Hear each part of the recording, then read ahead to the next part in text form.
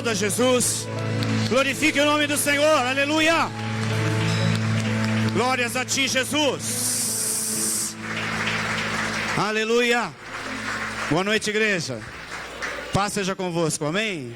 Louvado seja Deus pela sua vida, por você estar aqui, para que possa participar daquilo que é do Senhor. Não é meu, não é do pastor, é do Senhor aquilo que você está participando, amém? Se assente.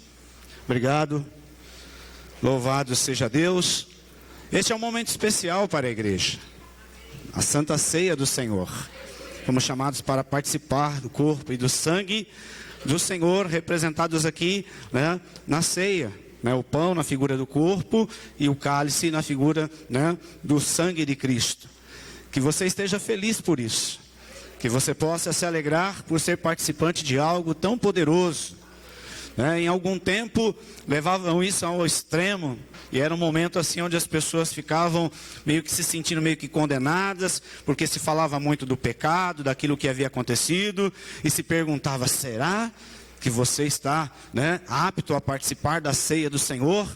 E muitos eram aquelas pessoas que olhavam para si mesmos e para os seus pecados e não tomavam a ceia, porque não se sentiam dignas de participar. Mas por outro lado também em algum momento as pessoas começaram a ver a ceia como algo que apenas e tão somente fazia ou faz parte do ritual da igreja. Então não podemos, né, ir aos extremos, mas entender a importância da obra do Senhor, né, como cantamos sobre a nossa vida, e que quando estamos participando da ceia, fazemos menção daquilo que o Senhor fez por nós. Meu irmão, o que Deus fez por nós, não há palavras para descrever, é incrível, é poderoso, é maravilhoso, é algo ao qual deveríamos ter sempre o coração agradecido. Aonde estaríamos, meu irmão, se não fosse Deus na nossa vida? Para pensar. Aonde nós estaríamos? O que já teria acontecido conosco? Talvez alguns de nós nem estaria mais vivos. Mas, aleluia, aprove ao Senhor enviar Jesus para nos, aleluia, resgatar, para nos salvar, para nos dar, aleluia, essa vida abundante. Ela é uma verdade, ela é uma realidade, viu, meu irmão? Não é porque você ainda talvez não tenha alcançado algumas coisas palpáveis, visíveis, que você não tem a vida abundante. A vida abundante é aquela que é vivida com alegria, né? Onde você descansa, onde você tem paz, onde você consegue viver de uma maneira tranquila. Porque muitos são aqueles que têm tudo, porém não têm paz, não têm tranquilidade, não conseguem descansar. Tem tudo, mas não tem o que você tem. Não estou dizendo que você não possa ter essas coisas, mas que você possa se alegrar por servir a esse Deus poderoso que tem bênçãos para você. Tenha certeza que Deus tem muito mais. Aquele que começou a boa obra na sua vida, Ele é fiel para terminar. Tem muita gente na sua família para ser salva ainda. Tem muita gente para ser resgatada, sim ou não? Você quer ver a sua família servindo a Deus? Então Deus começou por você, né? Trazendo você para que você possa receber a palavra de Deus, crer nessa palavra, para que aqueles que estão ao seu redor vejam a fé, vejam, aleluia, o trabalhar de Deus na sua vida e assim também desejem, né? Vão falar, poxa, eu quero viver isso aí que você está vivendo, porque é muito bom, é algo maravilhoso. Eu vejo que você tem paz, eu vejo que você é tranquilo, eu vejo que você não se desespera, eu vejo que você não é ansioso. As pessoas desejam isso, mas elas precisam ver isso em nós. Amém? Você é como que um representante de Deus nessa terra, ou a boca do Senhor nessa terra. Então você precisa levar palavras de paz, de alegria, aleluia, de falar a respeito do poder de Deus e do que Deus pode fazer na vida das pessoas. Então não murmure, não reclame, né? Não fique pensando que talvez por não ter conseguido alguma coisa ainda, Deus não é bom com você. Deus é bom, meu irmão. Muito mais do que a gente possa imaginar. Deus é bom, Ele é, Ele não está, Ele é bom, amém? E por isso nós estamos nesse lugar, amém? Quero falar a respeito de algo que eu acho que já falei aqui, mas talvez não usei todas as passagens. Eu quero falar das últimas palavras de Jesus na cruz. Porque Jesus, quando estava naquela cruz, Jesus já havia sofrido muito, e era um momento de muita dor, onde muitas coisas vieram sobre ele, não só pensando pelo lado carnal, onde ele sofreu na sua carne muita dor, mas também na parte espiritual, porque sobre ele estavam sendo lançados todos os nossos pecados, todas as nossas transgressões. Então era um momento muito difícil para Jesus, mas ainda na cruz e ainda passando por todas as dificuldades, o Senhor liberou palavras poderosas sobre nós. Amém? Porque quando falamos a respeito da morte de Cristo, do ponto de vista humano, mataram Jesus. E por que mataram Jesus? Porque o invejaram. Porque Jesus, durante todo o seu ministério nessa terra, Jesus tinha o favor de Deus. Aonde Jesus estava, o sobrenatural acontecia. Jesus falava de uma forma tão grandiosa e tão poderosa que as pessoas ficavam maravilhadas. A religião da época não tinha isso, e por isso ficavam indignados com as coisas que Jesus estava fazendo, e por isso o invejaram, e por isso tiveram em seu coração o desejo de matá-lo, e assim o fizeram. Mas do ponto de vista espiritual, do ponto de vista de Deus, Jesus entregou a sua vida. Ele se colocou no nosso lugar. Ele tomou o nosso lugar para morrer o que? A nossa morte, para que nós vivêssemos a sua vida. Mas ainda na cruz, Jesus liberou palavras poderosas. Talvez você já tenha ouvido mensagem sobre isso, mas eu quero trazer à sua memória. Livro de Lucas, capítulo 23, verso 34.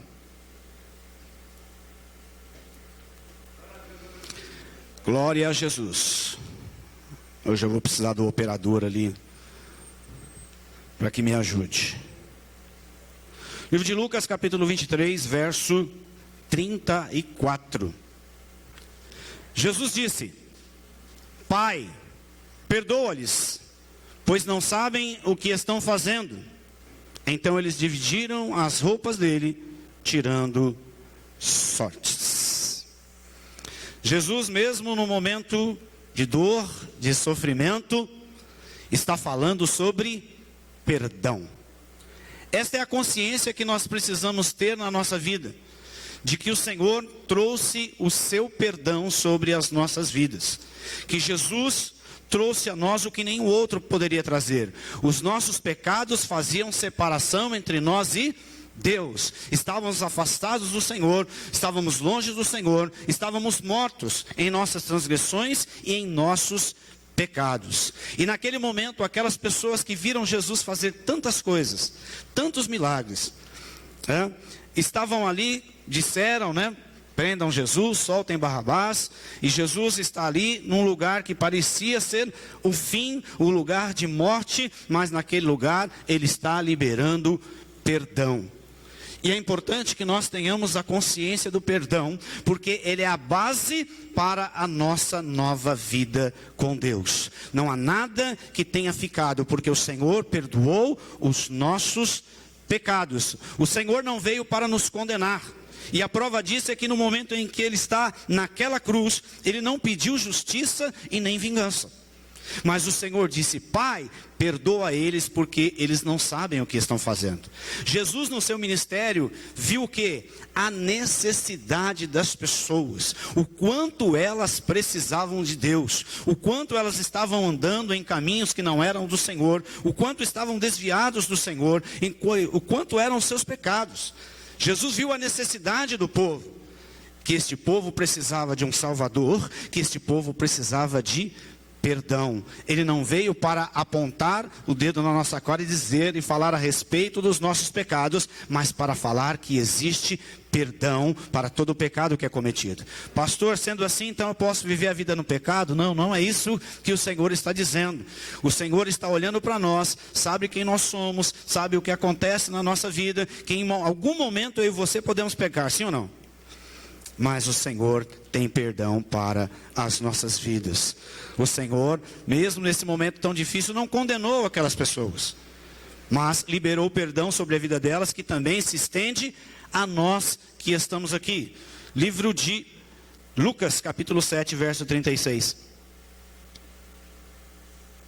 Jesus, durante o seu ministério, ele também deixou claro isso. Convidado por um dos fariseus para jantar, Jesus foi à casa dele e reclinou-se à mesa. Ao saber que Jesus estava ali comendo na casa do fariseu, certa mulher daquela cidade, pecadora, pecar, trouxe um frasco de alabastro com perfume. E se colocou atrás de Jesus a seus pés, chorando, começou a molhar-lhe os pés com suas lágrimas, depois os enxugou com seus cabelos, beijou e os ungiu com perfume. Até aí tá bom. Ela era, para aquelas pessoas que estavam ali, aquela mulher nem deveria estar participando ou estar envolvida naquilo. Mas ela, ao saber que Jesus estava ali, vai até ele, mesmo sabendo quem era, mesmo reconhecendo a sua situação, ela vai diante de Jesus.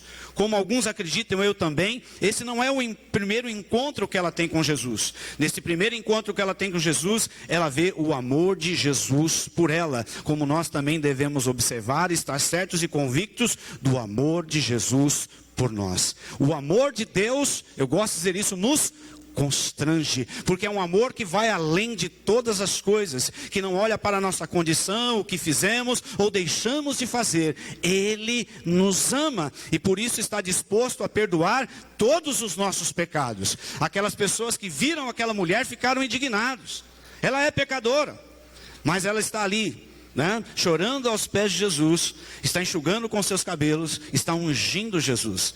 E Jesus vai dizer àquele que o convidou: saiba você que dois eram devedores.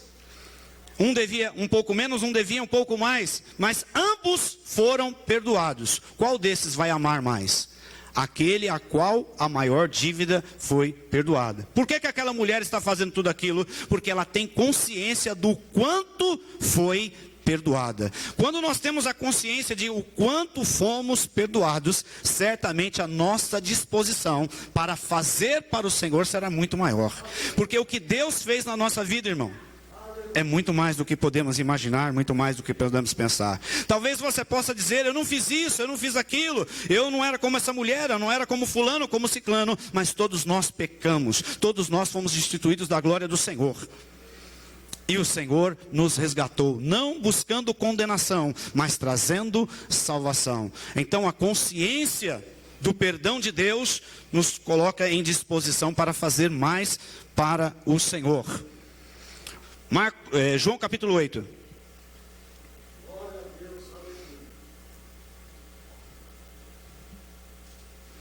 A consciência do perdão de Deus, meu irmão, ela é importante porque há pessoas que em algum momento da sua vida, quando estão buscando alguma coisa, e esse algo que ele quer não chega, pode haver alguém que aponte: se a bênção do Senhor não chegou na sua vida ainda, é porque tem pecado aí. E aí a pessoa, consciente do pecado que cometeu no passado, começa a se torturar por causa daquilo. Realmente eu pequei, eu falhei, eu fiz errado, e agora o pecado vem à tona, e por isso Deus não quer me abençoar. Sim, meu irmão, é importante que a gente reconheça o nosso pecado, mas reconheça o sangue de Cristo que está sobre a nossa vida, que é maior do que qualquer pecado, que nos purifica, que nos limpa. Mas quantas pessoas se torturam por causa das coisas que fizeram? Quantas pessoas, meu irmão, ainda estão vivendo o drama de algo que fizeram no passado, achando que porque algumas coisas não acontecem na sua vida, é que Deus continua apontando o seu pecado. Quando você recebeu Jesus como único e suficiente Salvador da sua vida, o Senhor entrou na sua vida para fazer uma obra poderosa, aonde não mais os seus pecados fazem separação entre você e Deus, mas agora você pode entrar na presença de Deus com toda a convicção, com toda a certeza de que Ele te ouve, de que Ele te recebe e que Ele está disposto a te abençoar. Porque o pecado não tem mais poder sobre nós. Nós fomos livres do pecado. Nós fomos livres do pecado. Nós fomos livres do pecado. Nós estamos livres do pecado. Ele não tem mais domínio e nem poder sobre a nossa vida. É o perdão de Deus sobre nós. Jesus, porém, foi para o Monte das Oliveiras. E ao amanhecer, ele apareceu novamente no templo, onde todo o povo se reuniu ao seu redor, e ali se assentou para ensiná-lo. Os mestres da lei e os fariseus trouxeram uma mulher surpreendida em adultério e fizeram ficar em pé diante de todos. E disseram a Jesus: Mestre, esta mulher foi surpreendida em ato de adultério.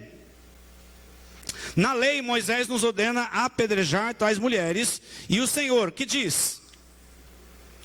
Eles estavam usando dessa pergunta como armadilha, a fim de terem uma base para acusá-lo. Mas Jesus inclinou-se e começou a escrever no chão com o dedo. Visto que continuavam a interrogá-lo, ele se levantou e disse: se algum de vocês estiver sem pecado, seja o primeiro a atirar pedra nela. Inclinou-se novamente e continuou escrevendo no chão. Os que ouviram foram saindo um de cada vez, começando pelos mais velhos. Jesus ficou só, com a mulher em pé diante dele. Então Jesus pôs-se em pé e perguntou-lhe: mulher, onde estão eles? Ninguém a condenou? Ninguém, Senhor, disse ela. Declarou Jesus: eu também não a condeno. Agora vá e abandone sua vida de pecado. Jesus é lindo. Jesus é maravilhoso. Enquanto todas aquelas pessoas, por causa da lei, aquela mulher foi pega no ato. Não foi que depois alguém contou, ela foi pega no ato. Alguns vão dizer que ela estava talvez envolta nos lençóis, nem estava com a sua roupa. Foi pega no ato do adultério e trouxeram ela até Jesus. E Jesus é aquele, aleluia, que faz o que nenhum outro pode fazer. Porque eles queriam pegar Jesus, eles queriam que Jesus dissesse apedreja ou não apedreja, mas Jesus se coloca numa condição onde diz a eles: então tá bom, quem não tem pecado que atire? Diga assim: todos pecaram. Eles tiveram que reconhecer, todos pecaram, e foram saindo um a um. Jesus olha para aquela mulher: cadê aqueles que te condenavam? Cadê aqueles que procuravam apedrejar você? Senhor, foram tudo embora. E Jesus disse: nem eu te condeno. Vá em paz e não peques mais. Se Jesus liberou perdão sobre a minha vida, sobre a tua vida, porque na oração do Pai Nosso vai dizer o quê? Que eu e você também devemos fazer como o Senhor fez por nós. Porque quando falamos no que Jesus fez por nós, Jesus também é um modelo, é aquele que nos ensina como fazer as coisas. Porque Jesus disse assim: um novo mandamento vos dou, que vocês amem uns aos outros, mas não agora como a si mesmo, mas vocês amem uns aos outros como eu vos amei. Porque o amor de Jesus era diferente. Então primeiro eu olho para o amor de Deus, para depois amar. Porque o Senhor nos ensina como amar. Porque o perdão de Deus não é como o nosso perdão. Já viu aquela coisa quando você está com seu marido ou com a sua esposa, né? Que um ou outro comete alguma coisa, aí vão conversar e vem tudo aquelas coisas, vão entrar no acerto, aí um olha para o outro e fala assim: tá bom, eu te perdoo, mas é aquele perdão que talvez não seja um perdão tão perdão assim. E aí na primeira vacilada o que acontece? O assunto vem à tona. O nosso Senhor não é assim. Ele não vai trazer o assunto à tona. Pelo contrário, Ele vai falar que ama você. Ele vai falar que tem o melhor para você. Porque Ele perdoa, não como nós. Porque o Senhor disse assim: dos seus pecados eu não me lembro. E Deus não lembra mesmo.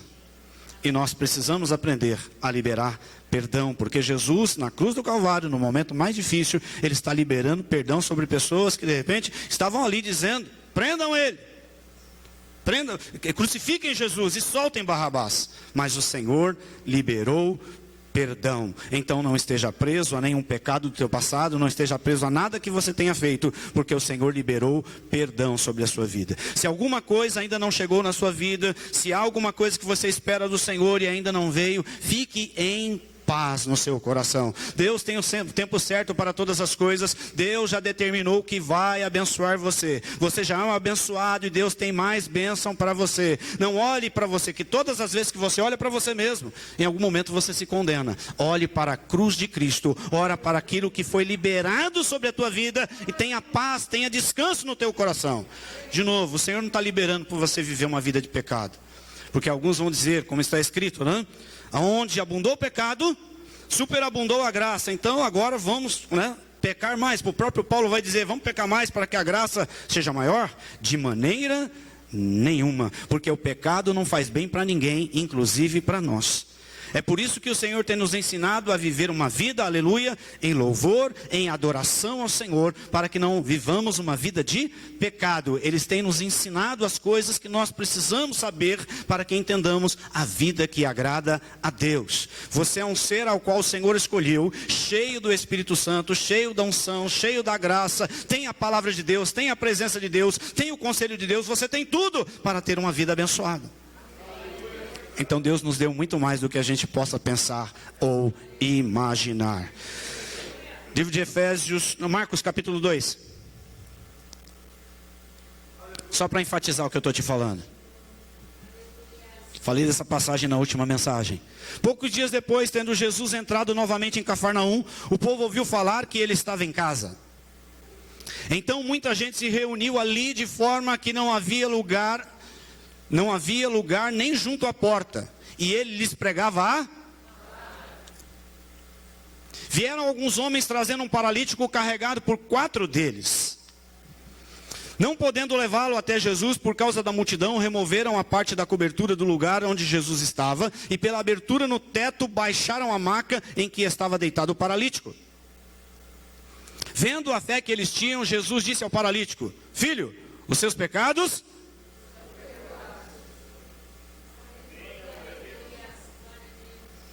Nessa época era muito difícil viver, porque tudo de ruim que havia na vida de uma pessoa apontavam e diziam o seguinte: isso é fruto do seu pecado. E a pessoa sentia-se condenada por isso, porque ela não tinha como voltar para consertar ou dar um jeito na situação. A situação desse homem qual era? Uma vida onde ele falava: poxa, eu estou desse jeito, não há como mudar isso, e ele viveria a vida inteira se condenando por causa daquilo. Enquanto eles chegam ali, o que aquele homem esperava ouvir? Perdoados estão os seus pecados, era isso que ele precisava ouvir? Que ele queria ouvir? Mas o Senhor traz uma palavra sobre ele que não traz só cura exterior, mas cura interior. Porque o Senhor tem o objetivo, primeiramente, de alcançar dentro de nós. Seria muito fácil, eu disse aqui ontem, enquanto pregava no grupo de homens, Jesus realizar todos os nossos sonhos, sim ou não? Jesus poderia facilmente fazer tudo o que você gostaria que ele fizesse, sim ou não? Isso seria fácil para Deus.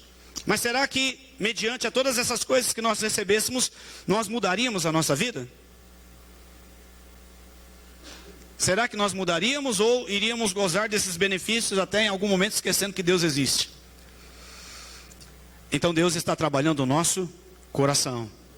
Eu imagino o impacto na vida daquele homem quando ele ouve aquilo. Olha, perdoados estão os seus pecados. Para as pessoas que estavam ali disseram: quem é ele para perdoar pecados? Mas a maior prova de que os pecados daquele homem foram perdoados foi quando ele se levantou e andou. Porque a palavra vai dizer que Jesus tem autoridade, tem poder para fazer todas as coisas: perdoar pecados e curar, perdoar pecados e restaurar. Então aquelas pessoas viram se manifestar o perdão e a cura no mesmo lugar. Amém? Efésios capítulo 1, verso 7.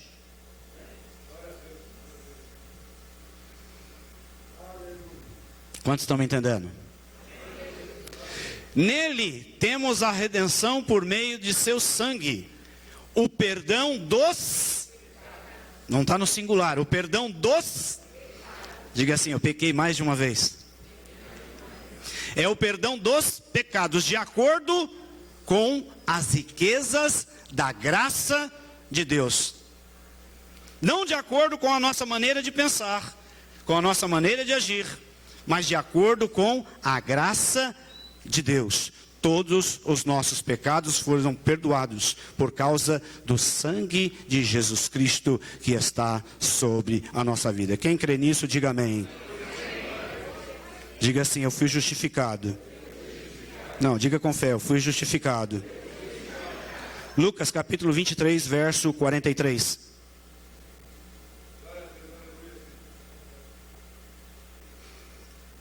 Vamos falar de outras palavras de Jesus. Jesus lhe respondeu. Volta no versículo 42, por favor.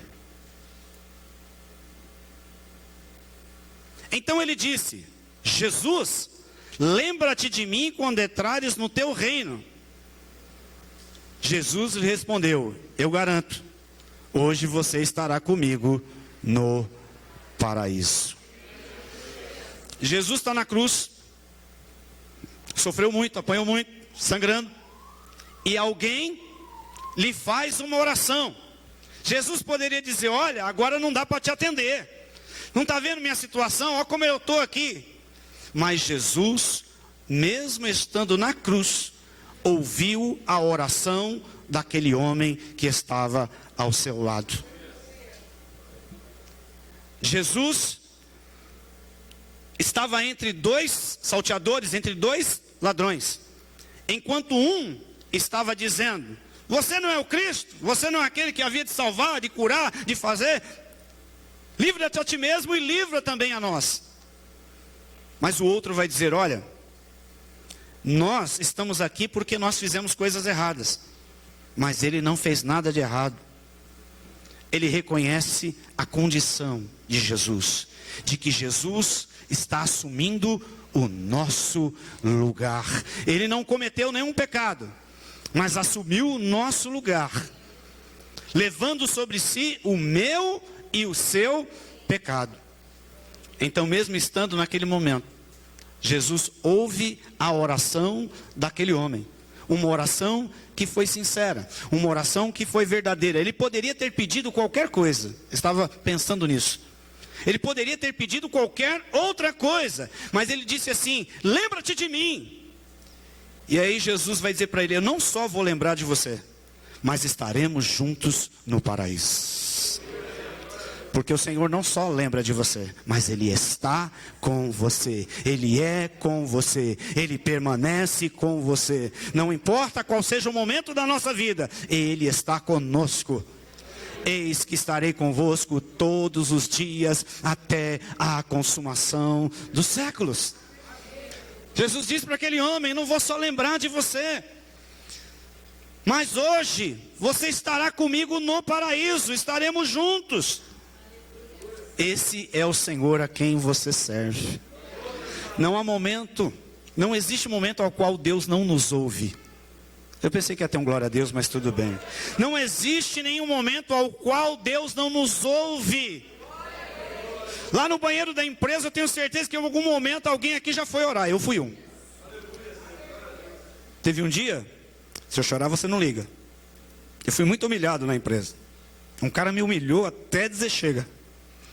E eu lembro que um amigo meu, homem de Deus, falou para mim: cara, vai lá no banheiro, vai chorar na presença de Deus.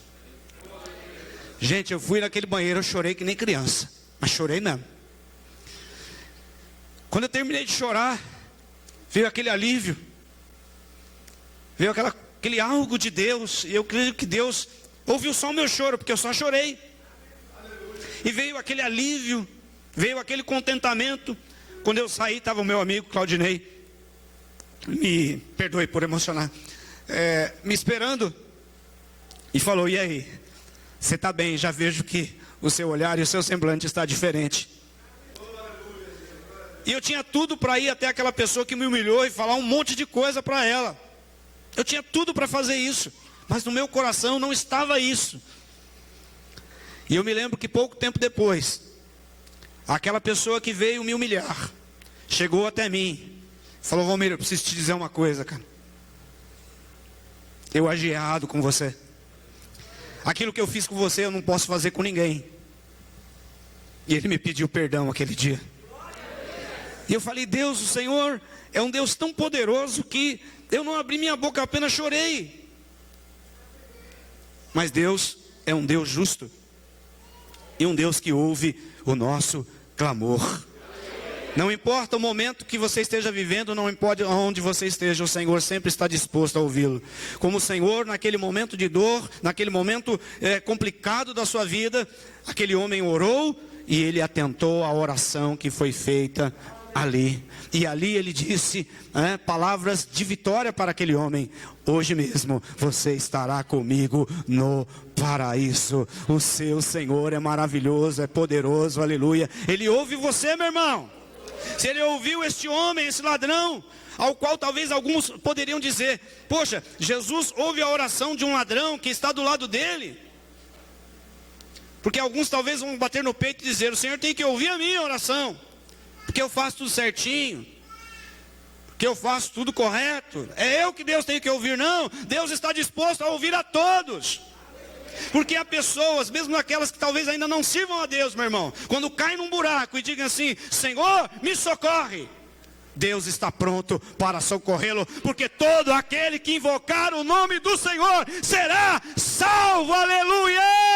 Todo aquele que invocar o nome do Senhor será salvo.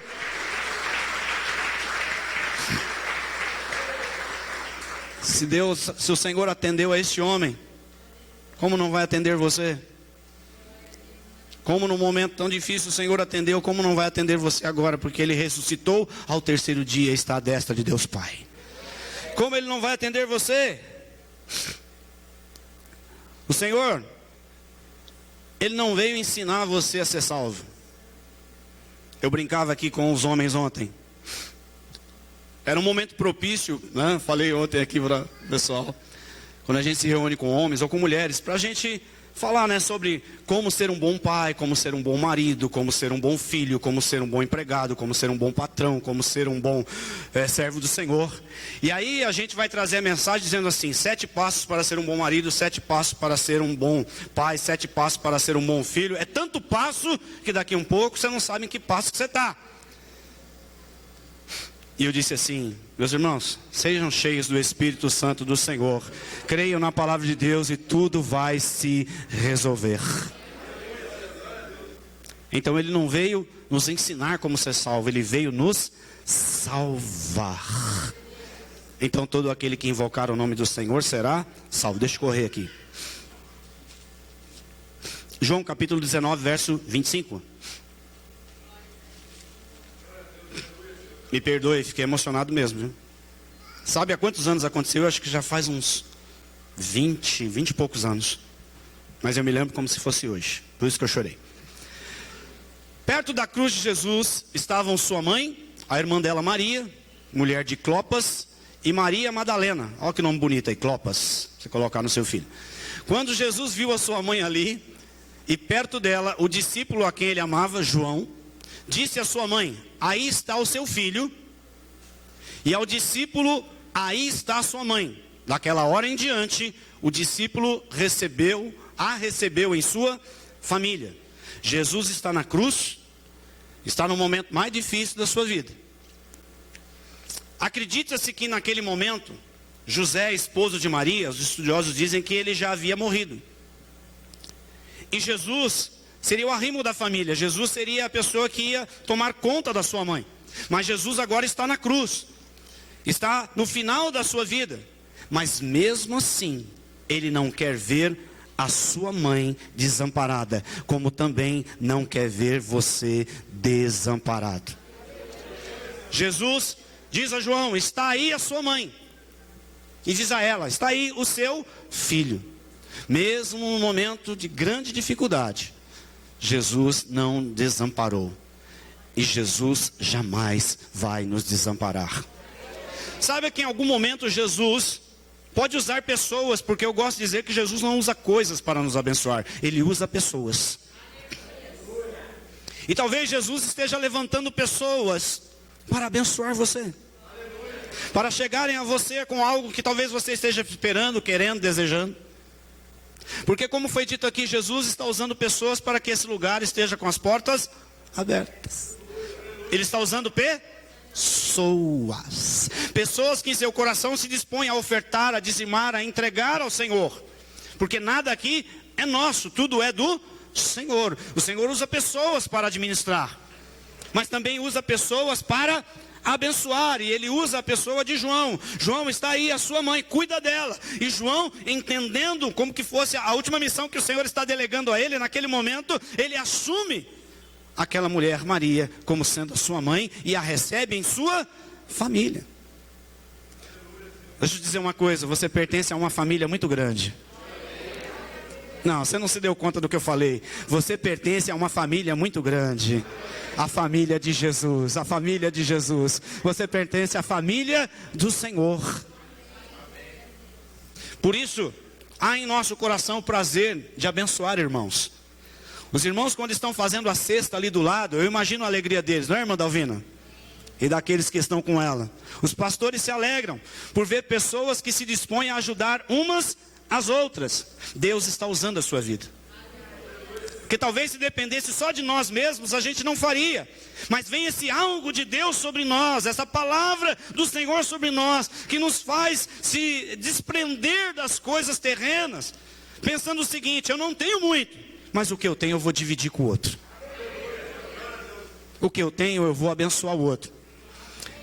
Aí a gente vai lá na multiplicação, estava o jovem lá, 5 pães e 2 peixes. Ele poderia falar: não vou dar para ninguém. Vocês não guardaram? Não guardaram para você, eu guardei. Eu fui preparado. Olha eu com a história do coach de novo. Eu fui preparado, eu analisei a situação e vi que precisava ter uma reserva. Mas aquele jovem se dispõe a dar o que ele tinha. Mas ele entregou nas mãos de Jesus Cristo, que multiplicou os pães e os peixes, e todos foram alimentados. Deus não desampara os seus. Como fora dito aqui, o meu Deus há de suprir todas as vossas necessidades. Não segundo a nossa maneira de pensar, mas segundo as suas gloriosas riquezas. Deus tem uma maneira de abençoar que vai sempre além da nossa maneira de pensar. Sim ou não? Se depender da gente, a gente olha assim: eu não vou dar muito não, vou dar só um pouquinho. Porque a gente costuma estabelecer quem merece e quem não merece. Sim ou não? Hã? Diga para mim, sim ou não? A gente estabelece quem merece e quem não. Se dependesse de nós, aquele ladrão merecia ser salvo? Diga assim: o seu Deus não olha para a aparência. Pastor, estou usando todas as suas palavras aqui. Deus não olha para a aparência. Deus não olha para o seu passado.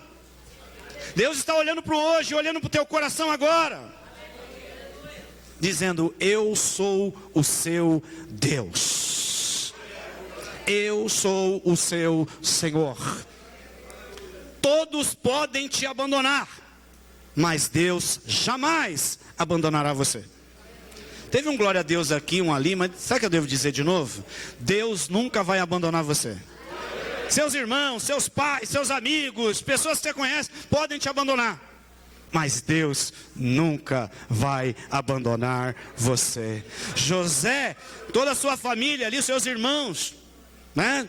O venderam, queriam matá-lo, depois o venderam. Mas ele nunca esteve sozinho. Quando ele foi vendido como escravo, estava indo para o Egito, a palavra vai dizer que Deus era com José. Diga assim: Deus nunca vai me abandonar.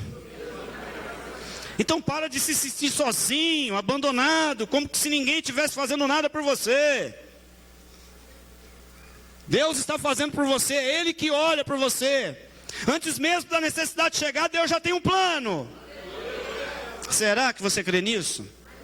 Na mesma passagem de João 6, quando Jesus veio à multidão, antes da multiplicação, ele já sabia o que ia fazer. Deus já sabe. Deus já sabe. O que você precisa é descansar no Senhor. Diga assim: eu preciso descansar no Senhor. Mateus capítulo 27, verso 46. Jesus. Estou acabando. Mateus capítulo 27, verso 46. Deixa eu ver se é isso. Por volta das 3 horas da tarde, Jesus bradou em alta voz: Eloi, Eloi, lama sabachthani, que significa: meu Deus, por que me abandonaste? Há muita teologia em cima desse versículo, há muitas maneiras de vê-lo. Há algumas pessoas que acreditam que ele apenas estava falando a respeito do Salmo 22, porque está escrito a mesma coisa. Mas eu acredito que esse é o momento em que Jesus, e que está sobre Jesus, todo o pecado, todos os pecados da humanidade. E Deus não compactua com o pecado. Este é o momento onde, como que se Deus virasse as costas para Jesus, por causa de todos os pecados que estavam sobre ele. Porque Jesus só vai chamar Deus de Deus nessa passagem. porque em todas elas ele diz Pai. E ele vai dizer: Deus meu, por que me desamparaste? Era um momento onde todos os pecados da humanidade estavam sobre Jesus. Os meus pecados, os teus pecados estavam sobre ele. E por que isso aconteceu? Para que hoje Deus nunca vire as costas para você. Ele virou as costas para Jesus, para nunca virar as costas para mim e para você. Ele nunca vai virar as costas para mim ou para você.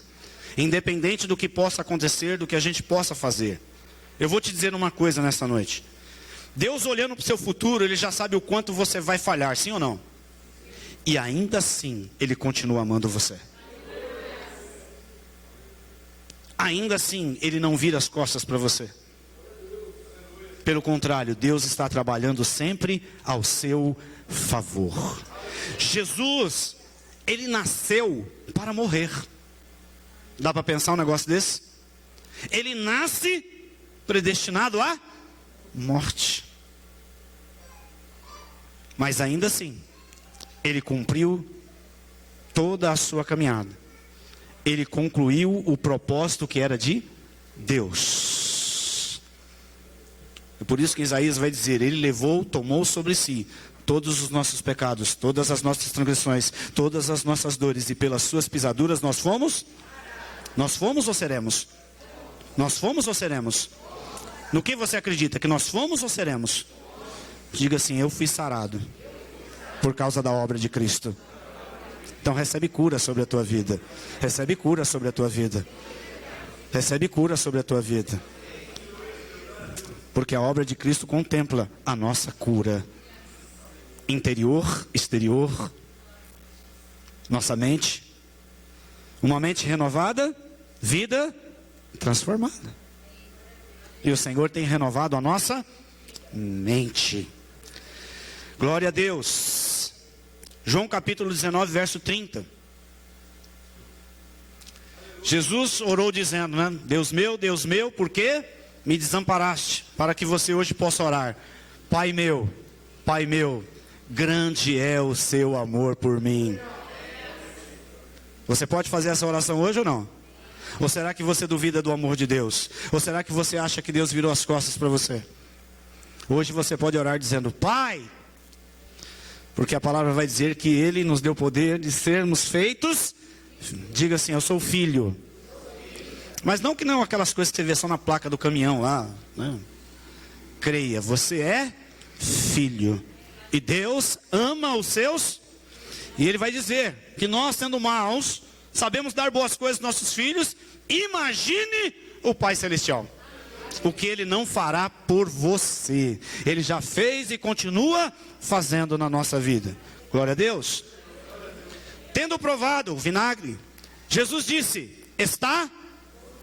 Com isso curvou a cabeça e entregou o seu espírito. Diga assim: a obra está pronta. Jesus concluiu a obra, dizendo: está consumado. Então hoje o que eu devo fazer? Me abrigar na obra realizada por Cristo Jesus.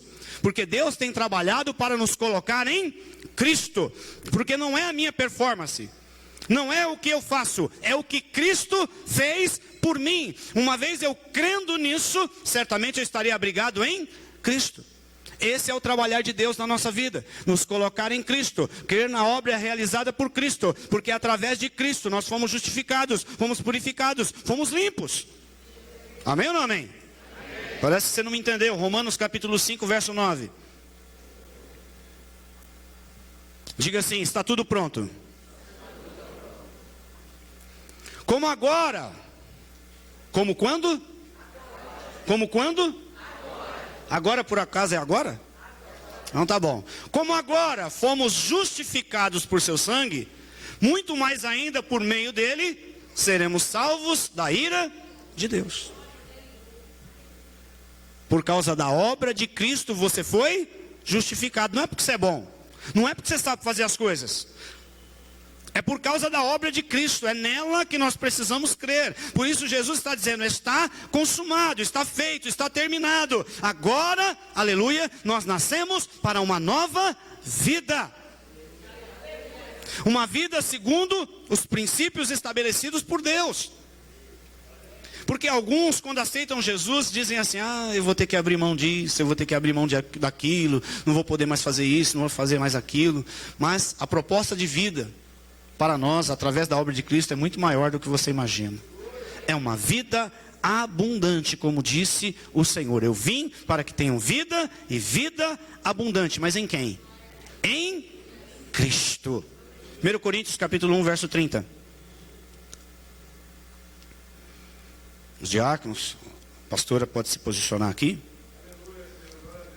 1 Coríntios capítulo 1, verso 30. É porém por iniciativa dele que vocês estão em... Então veja, é por iniciativa de Deus. Não fomos nós, é por iniciativa de Deus que nós estamos em Cristo Jesus, o qual se tornou sabedoria de Deus para quem? Para quem? Isto é, justiça, santidade e redenção. Diga assim, não é porque eu sou bom, é porque Cristo é bom, é porque Deus é bom. Entende isso? Então essa obra de Cristo concluída nos traz todas essas coisas. Coisas as quais nós precisamos crer que estão sobre a nossa vida e que é uma verdade. Eu sei que quando você olha para a sua vida, quando você olha para você mesmo, você fala assim, não é possível que eu estou justificado. Porque a justificação é pela fé. É crer no que Cristo fez e no que isto traz sobre a minha vida, e assim isso se torna uma realidade. Adão, quando foi colocado lá no paraíso, no Éden, estava tudo pronto, sim ou não? Estava tudo pronto. O que ele fez para ter tudo aquilo? Quem fez tudo? Diga assim, quem faz tudo é Deus.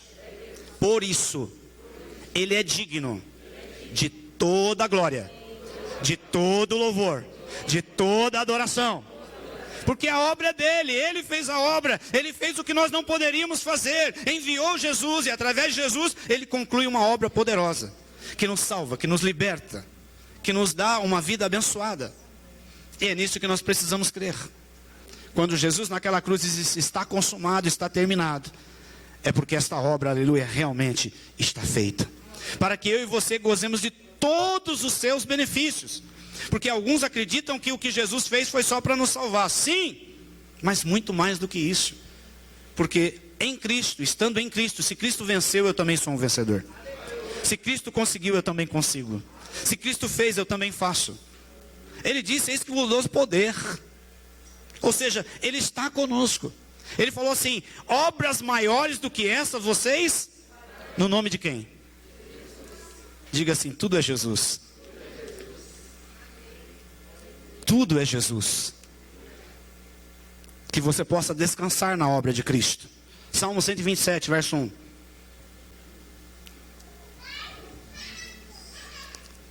Quantos querem participar da ceia do Senhor? Quantos creem na obra de Cristo? Se o Senhor não for o construtor da casa, presta atenção em mim, será inútil trabalhar na construção. Se não é o Senhor que vigia a cidade, será inútil a sentinela montar guarda. O que isso quer dizer para nós? Se o Senhor não fizer, de nada valerá o seu esforço. Que se o Senhor nos guardar, não adianta você ter todo aquele equipamento lá de segurança na sua casa. Porque é o Senhor quem verdadeiramente nos guarda. Por isso, nos abrigamos na obra do Senhor e guardados estamos nesta obra. Quem crê nisso, dá um glória a Deus. Então essas são as últimas palavras de Jesus na cruz, liberando sobre nós tantas coisas, concluindo a obra. Porque Jesus, quando foi orar ao Pai, no momento de agonia, não é porque ele estava na dúvida do que ia fazer, do que ia acontecer. Porque Jesus viu a necessidade do povo. E isso em seu coração, com certeza mexeu com o seu coração, e ele estava disposto a fazer. Mas ele foi: Pai, esta é a tua vontade? E o Senhor declarou: esta é a minha vontade. A vontade de Deus se cumprindo, traz salvação, traz bênção na vida de todos. Foi isso que Cristo trouxe para nós. Então tenha consciência do perdão de Deus sobre a tua vida. Tenha consciência do que o Senhor fez por você. Este é o momento onde nós vamos participar da ceia do Senhor. Fazendo menção de tudo isso, eu falei em poucas palavras. Se nós fôssemos falar a respeito dos feitos de Cristo, nós ficaríamos dias, horas. O próprio João vai dizer que se fosse escrever tudo, é lógico que ele está usando uma hipérbole, falando muito mais além, mas ele está dizendo, seriam muitos livros para falar a respeito do que Cristo fez. Então, meu irmão, tenha no seu coração, Deus fez tanto por você. Deus te amou tanto, por isso você está aqui. Ele continua amando você. Vamos participar da ceia do Senhor, amém ou não amém? Feche os teus olhos. Querido Deus e amado Pai, nós te louvamos pela tua palavra, pelo teu ensinamento. A tua palavra nos mostra o grande amor de Cristo por nós. O quanto, aleluia, Ele fez por nós. E mesmo no momento em que estava na cruz, palavras poderosas foram liberadas a nós, Senhor. E Ele disse, está consumado, está feito. E ao terceiro dia, Ele ressuscitou, como que dizendo, aleluia, que a obra foi aceita, que o Senhor, aleluia, o recebe, e agora está tudo ao nosso favor. Obrigado, Senhor, por assim fazer por nós, porque não éramos e nem seremos merecedores. Tudo é graça e favor do Senhor sobre a nossa vida. Nós, como aqueles que reconhecemos isso, recebemos, Senhor, sobre a nossa vida esta graça e este favor, e por isso nos dispomos a participar da ceia que é tua. Obrigado por este momento, Senhor, por me fazer participante, aleluia, por me tornar alguém que faz parte do corpo de Cristo. Obrigado, Senhor. Faça na nossa vida, Senhor, continue operando para a glória do teu santo nome. Amém e amém. Pastora Alessandra vai fazer a leitura no nome de Jesus.